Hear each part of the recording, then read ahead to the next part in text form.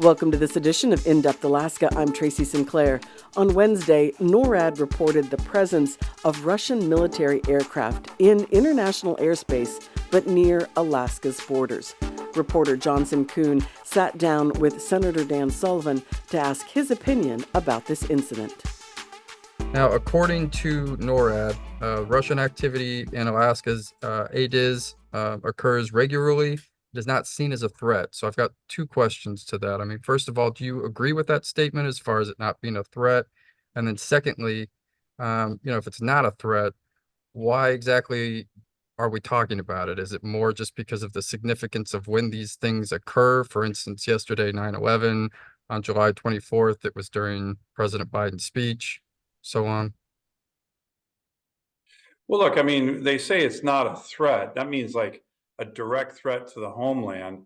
Is it something that we need to deter? And is it something we need to react to? Absolutely. I mean, you do not want to have Russian Bear bombers, Russian Bear reconnaissance aircraft, joint Russian-Chinese strategic bomber task force coming into our ADIZ. They are providing provocative and escalatory actions. They're working together. They're doing it with Navy ships. There's a big Russian exercise going on in the Pacific right now. The Chinese are participating. That's probably where these reconnaissance aircraft came and their fighters. So we need to react to this strongly. So, I agree with NORAD to the certain degree that it's not a direct threat to our state right now.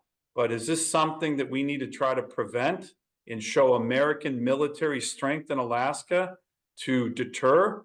You better believe it. And that's why I'm so focused on it.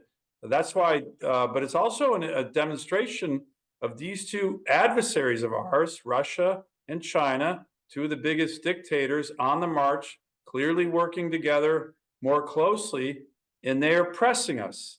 And what we need is American strength in Alaska. And I will tell you one thing, Jonson, that's good news. We were able to fix that issue where the National Guard in DC was going to dramatically reduce our National Guard, Air National Guard members' capabilities. I was able to get that fixed. And as a matter of fact, today, the new head of the Guard Bureau, the four-star general in charge, had his confirmation hearing. And I walked him through what a mistake the Air National Guard had made, the lessons learned, that they shouldn't do it again. And then he and I talked about what a great job our Air National Guard and our National Guard in general do, not just for Alaska, but for America. Probably some of the best guards units in the country, right in our state. And I guarantee you, they were part of that intercept last night. Again, our Guard members working with the Joint Force, active duty force, to protect Alaska and America. We should all be proud of them and thank them. Absolutely. And I did, thanks to Ben, I was able to view not only a portion of that hearing today on YouTube, but then also read an article to get sort of a better understanding of what took place earlier today. And so when they say secured promises, I guess you just sort of verified, like they are going to hold off on those cuts. That was a confirmed decision today? Correct. So okay. They are excluding Alaska, the Alaska Guard, from that entire Air Guard initiative. We are excluded from it.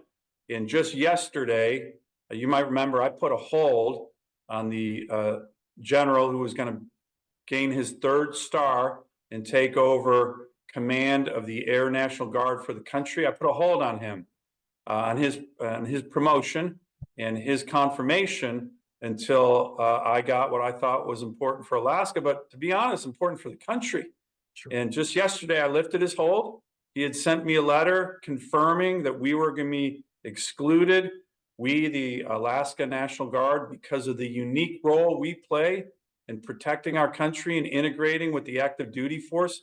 And I guarantee you, like I said, last night, we don't have the Guard unit numbers, but I almost certainly guarantee you the air tanker, the KC-135 that went up to refuel the fighter jets, that the F-16s that intercepted this Russian task force, I guarantee you those were Alaska Air National Guard members who do a great job not just for Alaska, but for America. Absolutely. Now, correct me if I'm wrong. It sounds like what you're saying is that these interceptions that continue to occur, we can go down the list from last August to the summer, even the spy balloons that you mentioned in the hearing Yeah. from last year. I mean, you feel this is more than just saber rattling, that this is sort of building to something larger. So when you talk about needing to give a reaction or response, I mean, what does that sort of look like to you? Well, look, I wouldn't say it's building something larger like some kind of future invasion. I'm not saying that, but I'll say in two areas, right? Clearly, the Chinese, with their spy balloons, were undertaking very aggressive action towards us. And we should have been shooting those aircraft down the minute they came into American airspace. And I'm glad we did over Alaska. Our guys did a great job on that. By the way, that's a tough mission. We had F-22s shooting down spy balloons at 60,000 feet. And then Air National Guard members going to try and find those shot down spy balloons on the frozen Arctic Ocean. That's a tough mission. That's something we need to be ready for. If we're being spied on, we should shoot those things down. Second, what is escalatory and what is concerning is to see, and new, is to see our two biggest adversaries, China and Russia, working together. And that is a new thing, and that is disturbing. And when they sent that joint bomber task force, Russian and Chinese strategic bombers with fighter jet escorts that were armed, it was really important. And again, our guys and young men and young women did a great job. Really important for us to meet them right when they cross into our ADAs and say, hey, get out of here. This is American airspace. Time for you to go home. And we need to be ready to do that every single time. And that's why I'm always working to make sure we have a strong military presence in Alaska, guard and active duty, and that we continue to build up that and the infrastructure and assets we have both in the air, on the ground, and at sea. Okay, so I mean, beyond just being there to meet them and send them in the other direction, there's really no other response that's appropriate. There's nothing else that can really be done in terms of a solution from preventing this continuing to happen, since it seems to be sort of an ongoing issue, if you will. Well, look, I think one of the most important ways to, I wouldn't say prevent this, but to make it less of an occurrence is to show strength, is to show deterrence. I'll give you an example. 2 summers ago, there was a 7-ship Russian-Chinese joint naval task force. And we sent a 150-foot cutter, Coast Guard cutter, to intercept this big naval task force. Now, I love the Coast Guard, right? But sending a 150-foot cutter to intercept a very large joint naval task force from 2 of our adversaries was an inappropriate response. And I talked to senior leaders in the military saying, hey, why did we send such a small response? If this were the East Coast of America and we had a big Russian-Chinese naval task force off our coast, you guys would have sent a U.S. carrier strike group to go greet them. We send a 150-foot Coast Guard cutter? That's not right. And by the way, if we keep showing that kind of weakness, they'll do it again. Well, guess what? Last summer, they did do it again. And they had a 12-ship Russian Navy Chinese joint task force. However, this time our military was ready. We had 4 U.S. destroyers ready to intercept that joint Russian-Chinese naval task force. We had P-8 sub-hunters. Those are naval aircraft that hunt submarines in Alaska, ready to intercept them. And that was a much more appropriate response. So my point to our military has been, by the way, I was making this point just a couple days ago with the head of the Indo-Pacific Theater and the NORTHCOM commander. If we have Russian and Chinese naval or air assets in Alaska's airspace or in our waters, we need to respond the way in which we would on the East Coast of the United States. We are America just like everybody else. Just because we're a little farther away doesn't mean we shouldn't have the military assets to protect Alaska and protect America. So that's been my message. So far, I think our military leaders have gotten it. but we need to keep doing this. And in my view, we need to expand our military presence, assets, capabilities, infrastructure, so we have the deterrent power to prevent this. All the more reason it sounds like the significance of what took place today at that hearing, knowing that Alaska won't be subjected to any of those cuts. Yeah, Yeah, that's good news for us, and yeah, the absolutely. right decision by the Air National Guard. I guess just in closing, I know you got to get going, but is there any sort of like larger message you would offer to Alaskans in general that, continually hear about, whether it's from yesterday or back in July, the joint Russian and Chinese aircraft coming into ADIZ? I mean, if they're not in a position to really research this, they just hear it and they're concerned and they get, Yeah. concerned. What sort of message would you offer?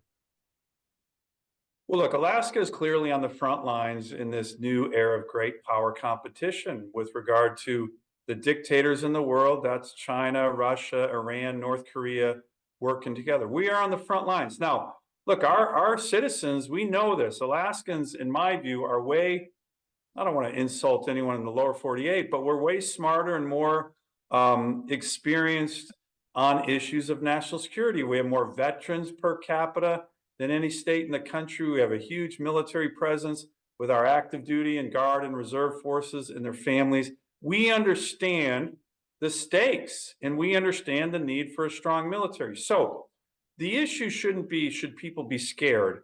I don't think they should be scared. What we need to do is do what we've always done. We did it during World War II. We did it during the Cold War. We need to be a really key place for American readiness with regard to our military. That is a strong component of our heritage as Alaskans. It's something the vast majority of Alaskans are very proud of, and we're going to need to be doing it again. These incursions, whether in the air or on the sea, are not going to stop anytime soon, but the best way to deal with them and to give Alaskans a sense of security is have a strong military presence here, and that's something that I'm working on literally every day, and you saw it in this confirmation hearing of the general who's going to be in charge of the Guard Bureau. I pressed him on this need, and I think the vast majority of people in our military understand it. Is there anything else that you feel like would be important to mention that we didn't touch on? Anything from the hearing or just in general that you feel like would be important to say? No, I just want to do once more a shout out to our military. I mean, when these intercept missions are executed, we do them so well, we do them so professionally that I think a lot of times people think, oh, that's pretty easy, piece of cake. These aren't easy missions, right? We have to have fighters that get launched. By the way, they get launched, they're armed. Right? We have to have tankers. These are aircraft that refuel our fighters that are launched. We usually have AWACS. These are the airborne control aircraft that kind of are the quarterback in the sky of our aviation assets. And then oftentimes we need to travel, up to 1,000 miles to meet these incursions at the edge of our ADIZ. We don't want them coming into the airspace of Alaska or our identification zone. And these are not easy missions to undertake. And, when you saw that Chinese spy balloon operation, that we did these in the dead of winter in February and March, is dark, cold, shooting down balloons that are the size of, like a minivan at 60,000 feet. These are really, really complex operations, and the young men and women in the military, Guard and active duty force in Alaska, they perform in an excellent way. As a matter of fact, in this hearing today, the general who was testifying for his confirmation agreed with me that our military, our Guard, our active duty force are operating at Super Bowl level of proficiency, Super Bowl level. And I think all Alaskans should be really proud of that. Absolutely. Well, thank you very much for your time. Okay. As always, I appreciate you talking with us, and just thanks for making the time. Okay, thanks, Jonson. Yeah, Take care. Thanks. Take care. Thank you again to Senator Dan Sullivan for sitting down with us today. Please like and subscribe to this podcast.